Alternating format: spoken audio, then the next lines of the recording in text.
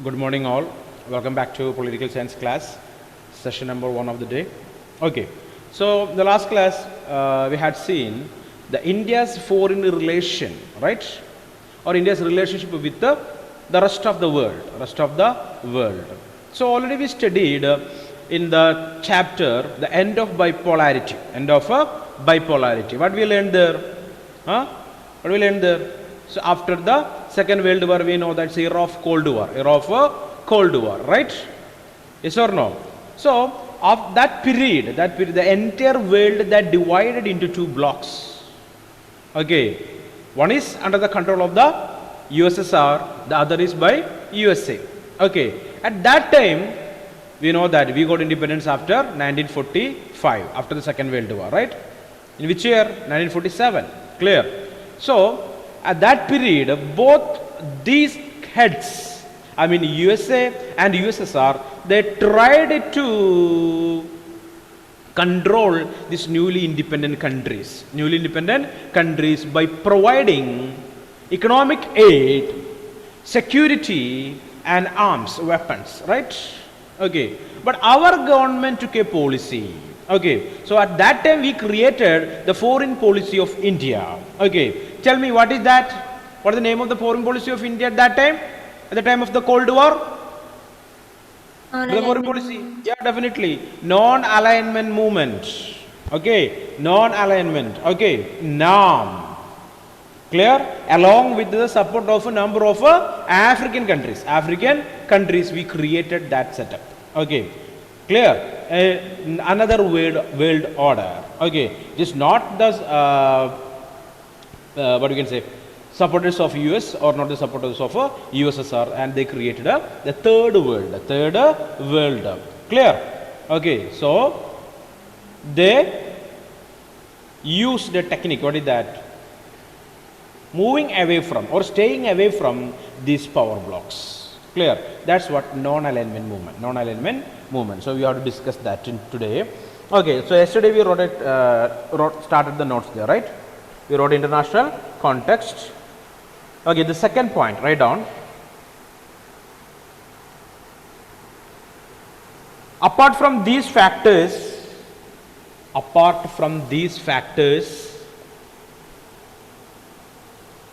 at the global level. So last point, please check that. The world had witnessed a devastating war and was grappling with issues of reconstruction. Yet another attempt to establish international body was underway. Many new countries were emerging as a result of the collapse of colonialism, and most new nations were trying to come to terms with the twin challenges of welfare and democracy. After independence, immediately India's foreign policy reflected all these concerns in the period. So we faced almost all these problems related with the welfare, poverty alleviation, okay, development. Okay, so apart from these factors, next point, apart from these factors, at the global level,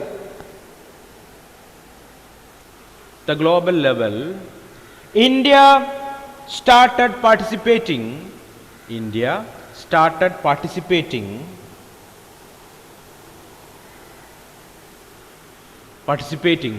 world affairs,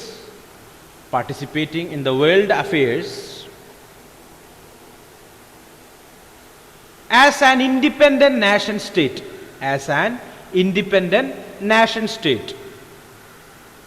What do you mean by the name independent nation state?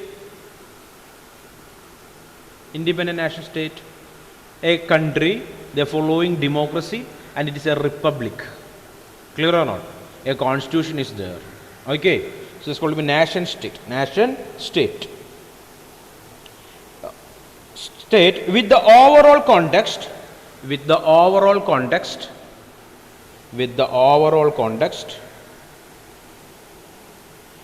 like the legacy of many international disputes left by the British.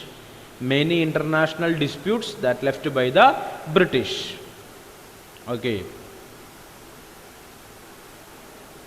so we know that up to 1947 we were under the clutches of the British. Okay, So they created a lot of problem in international level. So now, okay, after independence or at the time of independence, it is India, the new Indian government, it is responsible or it wanted to solve all those issues. Okay, so next point, comma, pressure created by partition and poverty alleviation. Pressure created by partition and poverty alleviation. Clear? At the time of independence, we faced that problem also. What is that? The pressure of partition. India divided into two, India and Pakistan. Clear? India and Pakistan. And related with that, a number of rights, communal rights. Number of people died in that incidents, right? We know that. We studied that already. Communal violences at that time. So that pressure is there.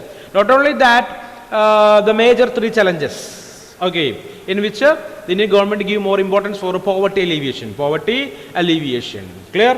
So I am repeating that point one more time. Please check that the things are correct or not. Apart from these factors at the global level, India started participating in the world affairs as an independent national state with the overall context like the legacy of many international disputes left by British. Pressure created by partition and the poverty alleviation. Clear? Okay, next point. India was born in the backdrop of the World War. India was born in the backdrop of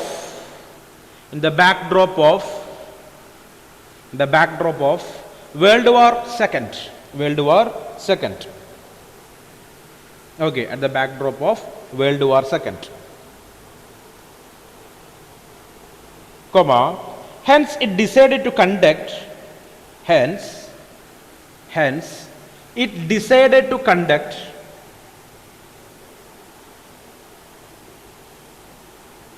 foreign relations with an aim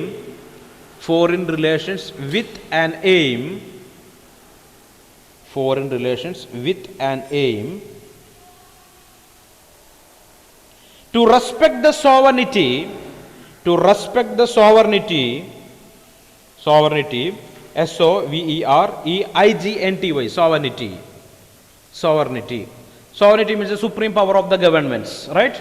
Sovereignty, the supreme power of the government. Okay, aim to respect the sovereignty of other nations,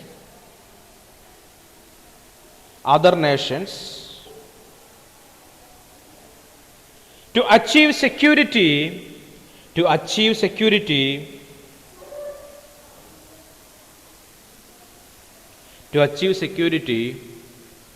through maintenance of peace.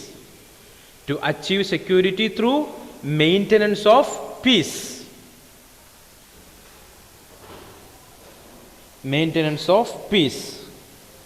For this, India laid down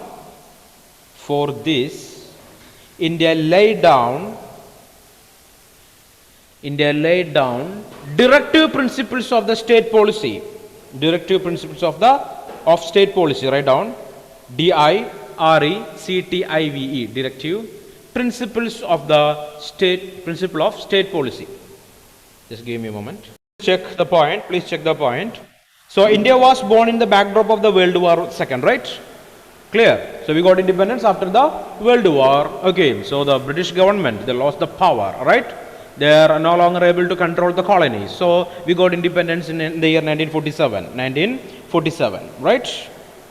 Okay, so we know the problem of being a colony. Clear?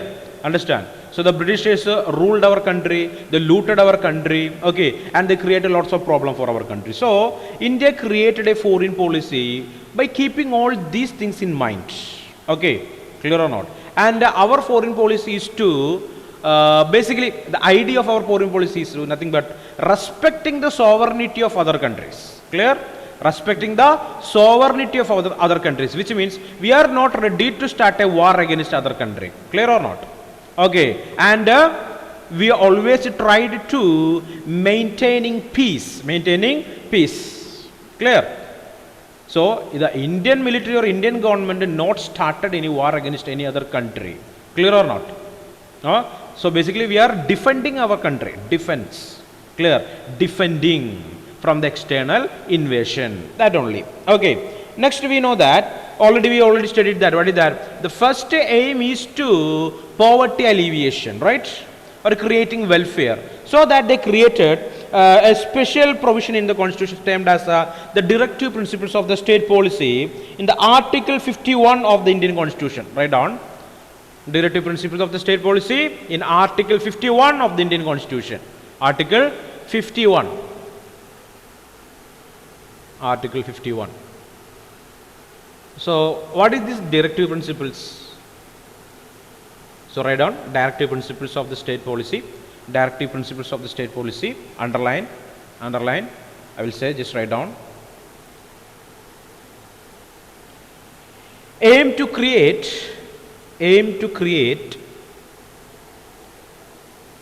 social and economic conditions. Aim to create social and economic conditions under which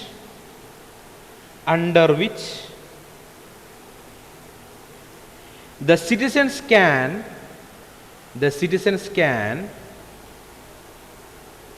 lead a good life. The citizens can lead a good life. The citizens can lead a good life. That is what directive principles of the state policy. Okay. So aim to create conditions for the citizen. Okay.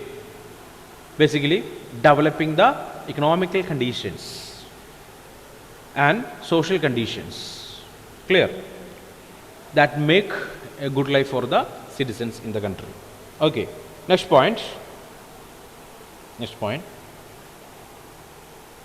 Just as both internal and external factors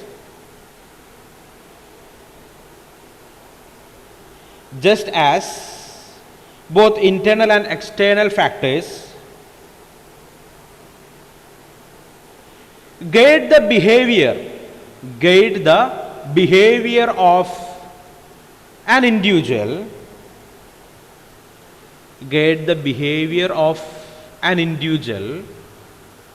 or a family,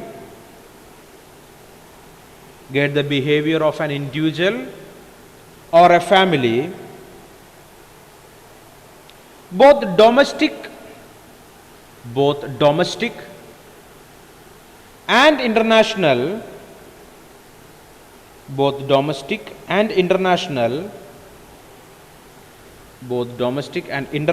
environment influence the foreign policy of a nation.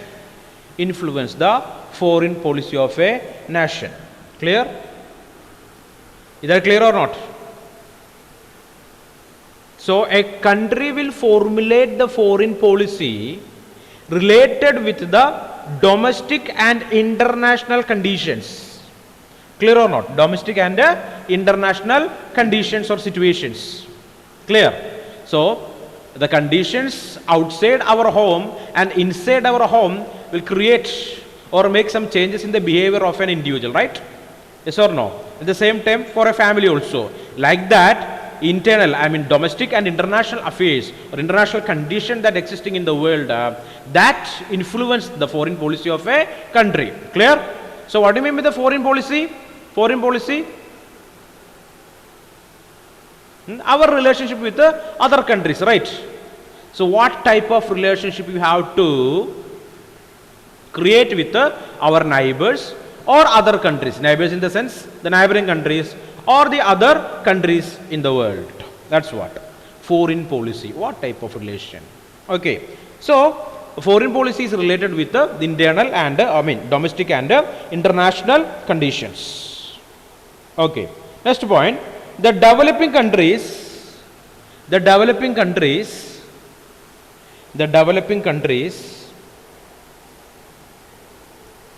lack required resources. Lack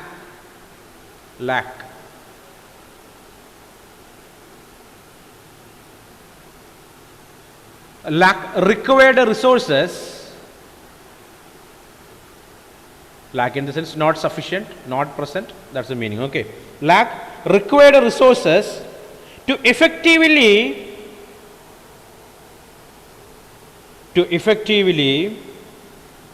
advocate, ADVOCATE, advocate, effectively advocate their concerns in the international system, their concerns in the international system.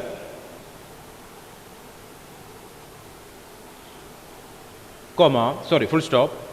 So they pursue, repeating the sentence one more time.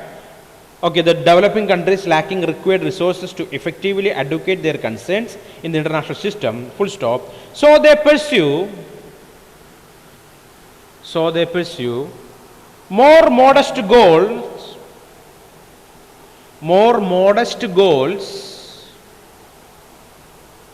than the advanced states. More modest goals than the advanced states. They focus more on, repeating, so they pursue more modest goals than the advanced states. They focus more on peace. They focus more on peace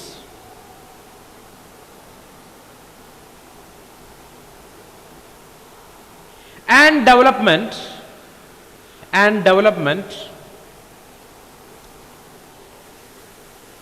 in their own neighborhood.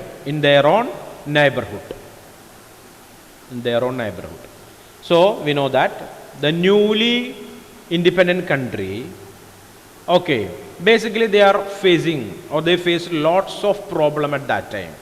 Okay, there is no resources with them. Okay, clear? Understand, there is no resources for them like economically developed countries. So economically developed countries' goals, basically USA and USSR, their goal is to control the entire world, right? Okay, to create a powerful bloc. Okay, made alliances with the other countries. That's what their goal. But in these newly developed countries, they are facing a lot of problem due to lack of resources. Clear? They want to maintain peace in their neighborhood. They don't want to fight. Clear? They don't want to engage in any war because the country is facing lots of problem. Newly independent one, there is no resources with them. Okay, poverty. Okay, like that, various problems are there with the newly independent countries. So they are not ready to engage in any wars. Okay, so they want to maintain peace in their neighborhood. At the same time, they want to achieve development. Clear? For that number of policies and program they want to adopt. Clear? So just understand that. That is the condition of India also at that time. So we are not ready to engage in any war. We want to maintain peace in our neighborhood. Okay. So next point. Moreover, their economic and security, their economic and security dependence,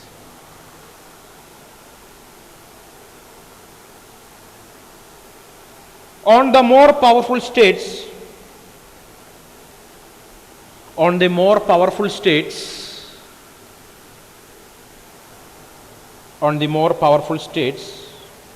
occasionally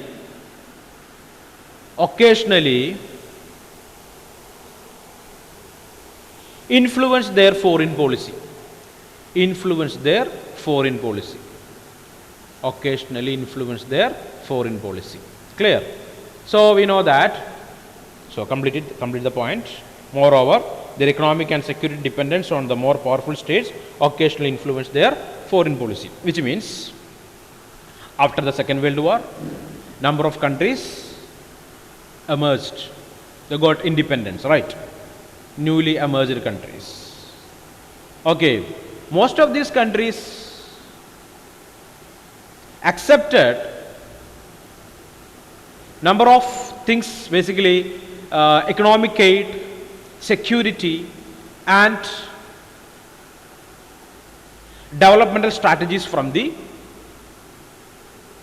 power blocks or head of the power blocks like US and USSR, right? Yes or no? They received or not? We already discussed that. So the newly independent countries received economical aid, economical help in the terms of money, mate. Okay.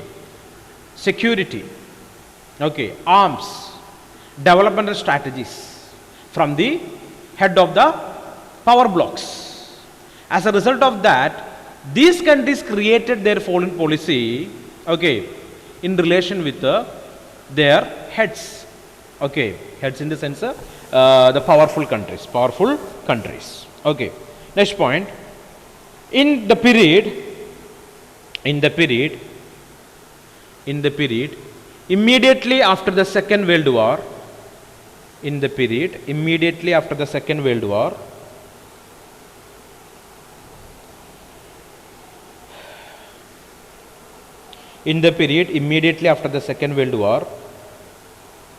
many developing nations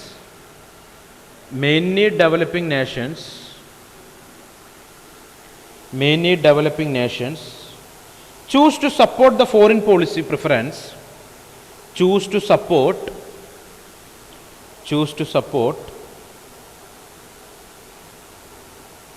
the foreign policy, choose to support, it's not choose, chose, CHOSE, chose to support the foreign policy preferences,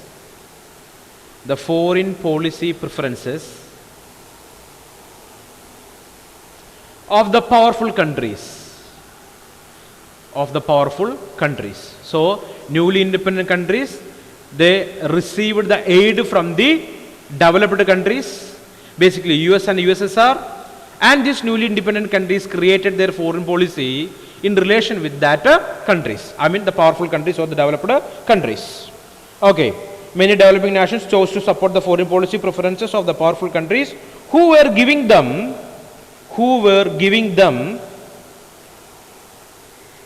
aid or credits,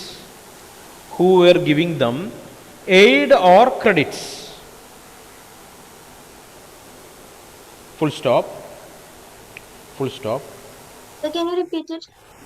Repeating, in the period immediately after the Second World War, many developing nations chose to support the foreign policy preferences of the powerful countries. Okay, who were giving them aid or credits, economic support. So newly developed or newly independent countries want to achieve development, so definitely they have to receive or they have to accept this kind of credits and economic aid from the developed countries there. So that developed countries' foreign policy will influence the foreign policy of the newly independent countries. So just understand that. Next point, this resulted in the division of countries. This resulted in the division of countries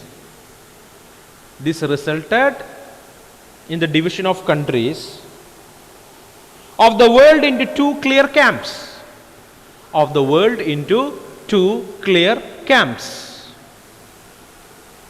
Two clear camps. Okay, what are those camps?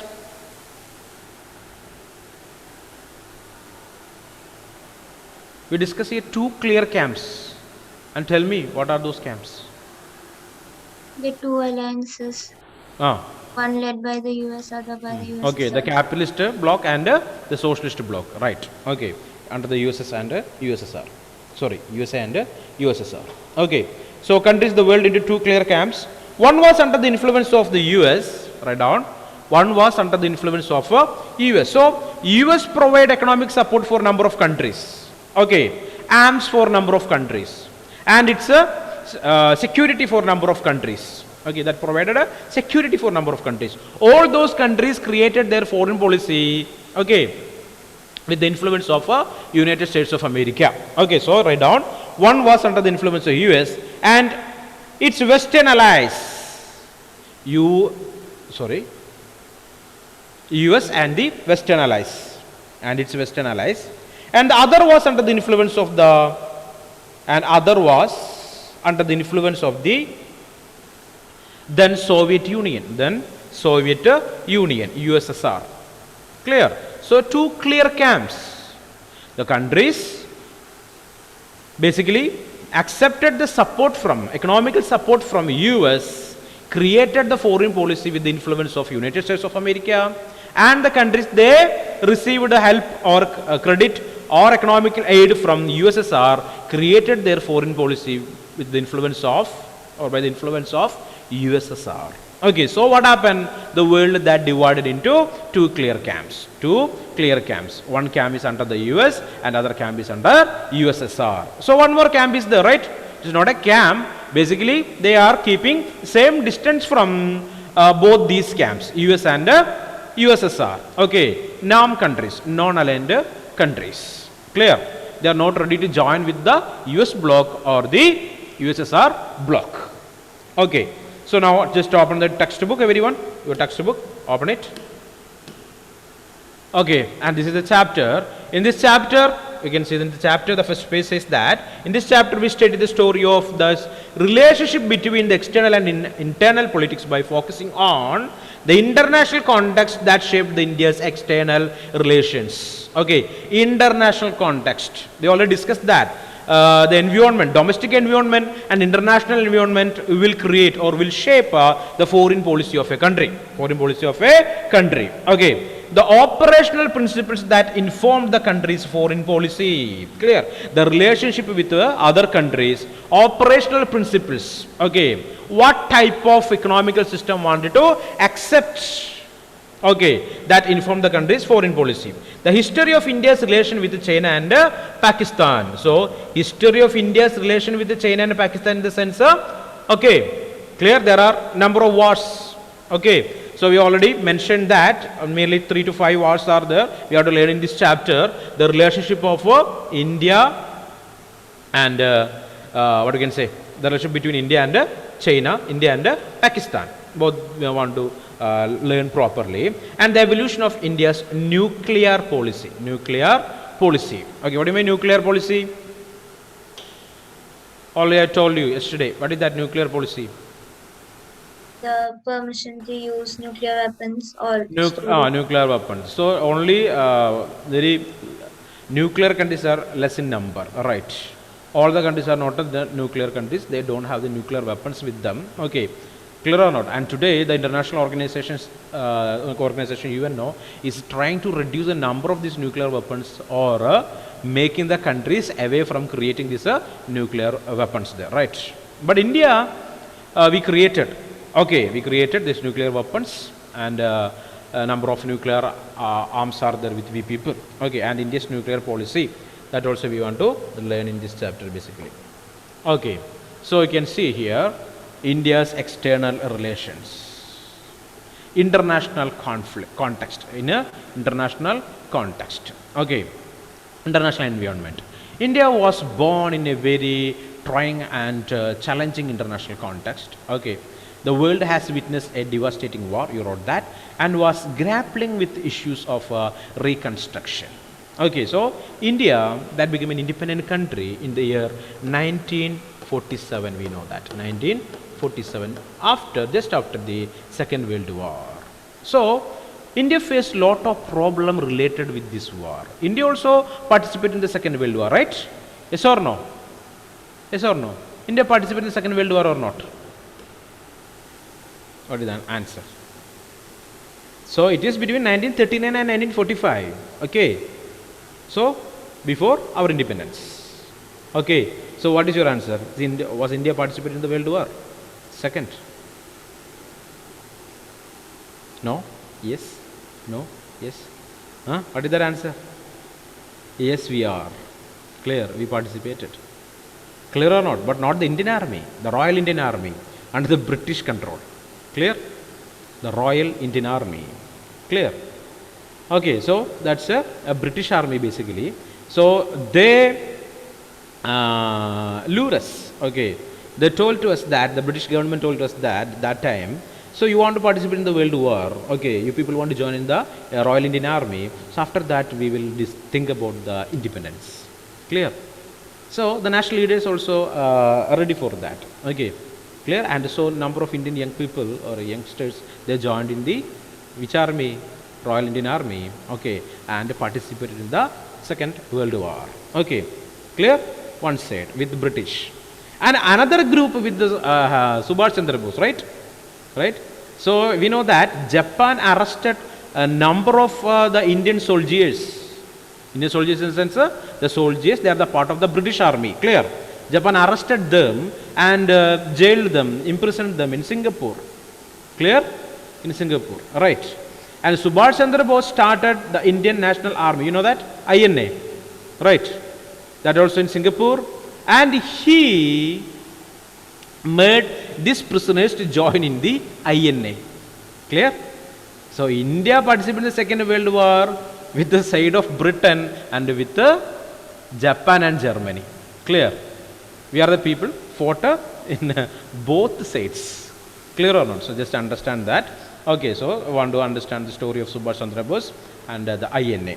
Okay, so just search and find that and learn that. Okay, so India also participated, but it is the British Army, a Royal Indian Army. Royal Indian Army. Clear? So we'll get a number of pictures of that soldiers in the internet source, from the internet sources there. So please observe that too. Okay, come back. Okay, so yet another attempt to establish the international body was underway. Many new countries were emerging as a result of the collapse of colonialism. Okay, so after the Second World War, number of newly independent countries emerged. Okay, because colonialism collapsed. The European countries are unable to control their colonies because most of these European countries lost their power. Clear? And in new powerful countries emerged like USA and USSR. USA and USSR. Clear? So European countries lost their power. They are unable to control these colonies because number of their ships sank in the oceans. Clear? So that time we know that basically they used what kind of travel? Overseas travel or overseas methods they used to control these colonies there. So number of those ships sank in the oceans there. So it's very difficult to control these colonies. So they provided what? Independence for those countries. So newly independent countries. So tell me, what are the problems faced by the newly independent countries? Check in your notes and tell me what are the problems that faced by the newly independent countries.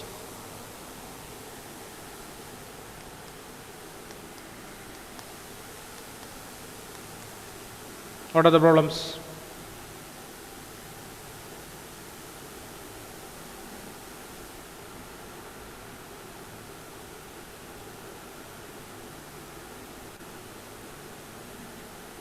Tell me someone please. Underdeveloped. What? Underdeveloped. They are not developed, we know that. Poverty, right? So basically India also faced that typical three challenges. Okay, establishing democracy, shaping the country, and poverty alleviation, right? Okay, so observe here, yet another attempt to establish an international body was underway. Many new countries were emerging as a result of the collapse of colonialism, and most new nations were trying to come to terms with the twin challenges of welfare and democracy. Okay, the most important problem that faced by newly independent countries. One is they ought to establish welfare, right? What do you mean welfare? Maybe economic welfare, social welfare, right? Yes or no? Okay, so that's the first problem. They have to establish welfare. Next one, establishing democracy. So these countries faced a number of problems under their colonial rulers. Okay, European rulers. Basically these newly independent countries from Asia, clear, and Africa, even some are from the what do you can say, Europe, the Balkan states. Okay, you studied that in class 10, the Balkan states, right? Okay, fine. So India had its own share of concerns. The British government left behind a legacy of many international disputes. Okay, so international disputes in the sense, okay, related with the territory, related with the trade, like that number of disputes are there. Okay, so after independence, who want to answer? Who is answerable after independence? It is the new Indian government. So that problems are there. Okay, India had its own share of concerns. The British government left behind the legacy of many international disputes. Partition created its own pressures.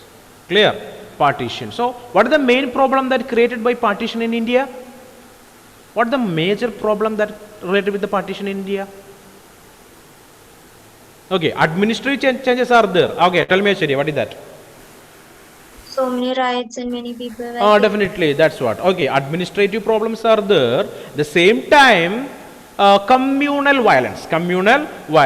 Okay, rights. Number of people died. Okay, so that pressure. Okay, at the same time, task of poverty alleviation. Okay, want to remove poverty from the society.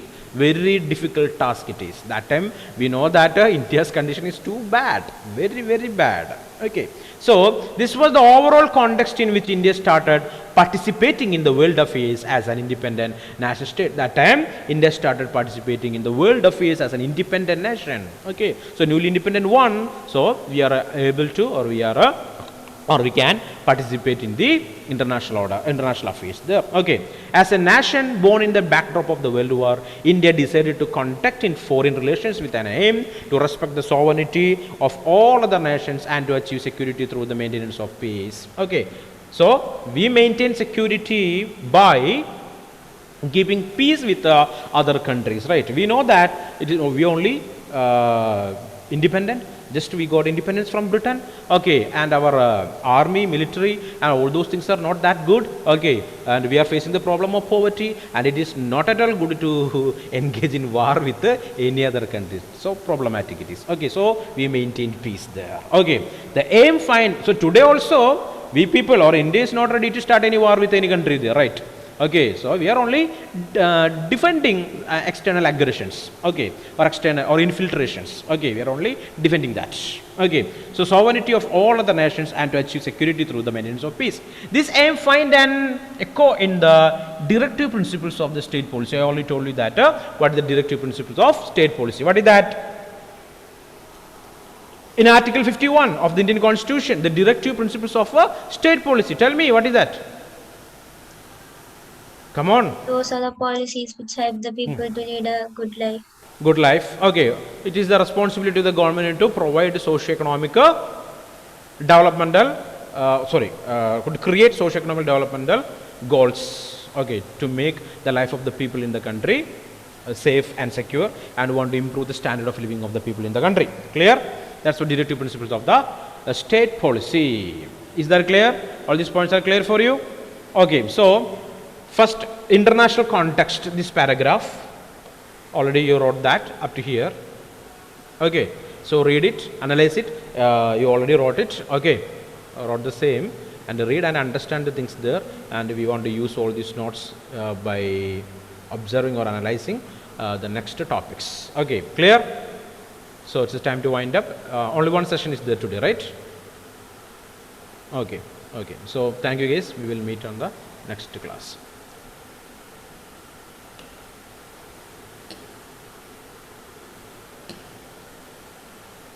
Any doubts? Any question? Any questions? Please check. Any incomplete parts are there which you can ask me. I will explain that, or else we will meet in the next class. Okay, bye.